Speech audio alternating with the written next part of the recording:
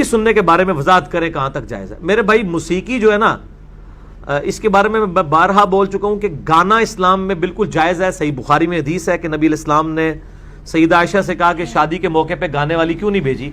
गाने वाले मर्द मर्दों में बैठे, औरतें औरतों में बैठे, मर्दों औरत का इख्तिलात ना हो, गाने के शिरकी अल्फाज ना हो, गुस्ताखाना ना हो, गाने भी गाए जा सकते हैं। थोड़ी बहुत अगर म्यूजिक है, यानी जो घर में दफ वगैरह या ढोलकी वाला मामला, इसके ऊपर कोई शरई गिरफ्त नहीं है। एक प्रोग्राम में गांधी साहब ने इसे जायज़ बताया है, मगर हम वजाहत को समझ ना सके। गांधी साहब ने जिस तरह वजाहत की थी है ना, उस तो बाद भी अगर किसी को समझ नहीं आई ना, तो मैं तो उन्होंने नहीं समझा सकता।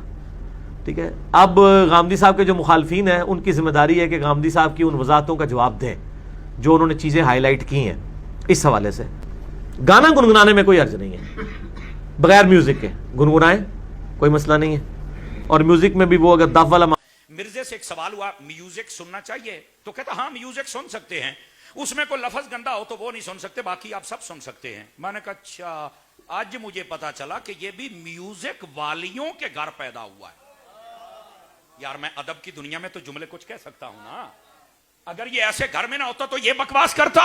और अगर उसका कोई फॉलोवर बैठा यहां, यकीन अल्लाह से करो, उसका मोबाइल अभी खोल के देख लें, बीच में से लड़कियों के गाने ना निकले तो मुझे कहना। उसकी वजह यह है जिससे वो दीन ले रहा है, उसने उसको बताया यह है कि म्यूजिक जायज है। अब उसका मोबाइल जब अगर मिर्जा का कोई फॉलोवर बैठा, आप खोल के देखें, मोबाइल खोलें, बीच में से मिर्जा भी निकलेगा और मुजरा भी निकलेगा, मिर्जा मुजरा।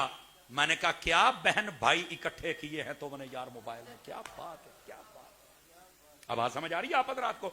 ये जो वलियों के दुश्मन हैं, इनकी ये औकात है। मैंने कहा जरा इनका भी तिया पांचा एक करे ना, थोड़ा सा इनको पता चले कि हम अब बस औकात होता नहीं यार, तुम तो बस औकात उनके खिलाफ बोलते हो। तो मैंने कहा अगर उसको बचाना चाहते हो तो उसे बोलो हमारे वलियों के खिलाफ जबान बंद कर ले। हमारे तमाम वलियों को भौंकते हो और हमसे ये तवक्को करते हो कि हम नरमी बरतें, और शुक्र करो अभी हम हजरत अत्तार के मुरीद नरमी बरत रहे हैं।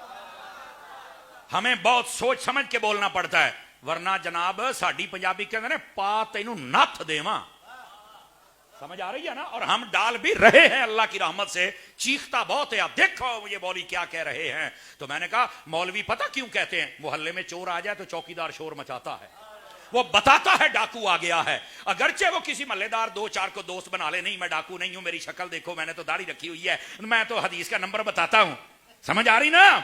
लेकिन जो चौकीदार होता है उसे पता है हम हैं चौकीदार रसूलुल्लाह के, हम बता रहे हैं इस दीन की गली के अंदर ये ठग आ गया है, बचो।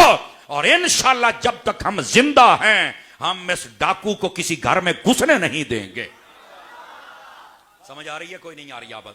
और मिर्जे का को फॉलोवर बैठा, मेरी बात गौर से सुने, तू इसको अगर एक हफ्ता भी सुन के देख ले, धोबी का वो कुत्ता बनेगा, ना घर का रहेगा ना घाट का रहेगा।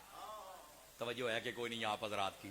अगर को बैठा तो पूछ ले, उसको पता नहीं होता मैंने दरबार पे जाना है या नहीं जाना, नमाज कैसे पढ़नी है नहीं पता, कुरान कैसे पढ़ना है नहीं पता, जिक्र कैसे करना है नहीं पता। क्यों?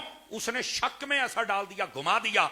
जरा बोलने की है ना, बोल लेता है ना, तो बोली की वजह से तुम उसके पीछे लग जाते हो। अगर कोई यहां बैठा है, मुझे लगता नहीं कोई होगा, लेकिन चूंकि पूरी दुनिया लाइव सुनती है, तो मैंने कहा ये अब जब भी मेरी तकरीर शुरू होती है, ये तो बेचारे सारे ऐसे यूं देखते हैं कि अब ये हमारे साथ क्या करने वाला है। मैंने कहा अगर तुम्हारी भौंकने की जिम्मेदारी है ना, तो हमारी तुम्हारे जवाब देने की जिम्मेदारी लगाई गई है। हम तुम्हें जवाब देंगे और बताएंगे। अगर उसका कोई फॉलोवर बैठा, देखो उसे पता नहीं होता, बस औकात हम ये कहते हैं, उसका कोई फॉलोवर बैठा ना, उसकी मां भी 11वीं करती, बाप भी करता है, और अच्छी नमाज पढ़ते हैं, दरूद व सलाम नात सब कुछ करते हैं। बंदा कहे यार तू इस मिर्जे के पीछे लग के सब कुछ छोड़ गया है, तेरे तो माँ बाप ये 11वीं करते हैं। कह रहा हाँ ओ अम्मी अब्बू को तो पता ही किसी बात का नहीं। मैंने कहा वाकई अगर पता होता तो तेरे जैसा पैदा करते, अगर पता होता तो तेरे जैसा लावारिस और कमीना पैदा करते जो अपने माँ बाप को छोड़ गया है।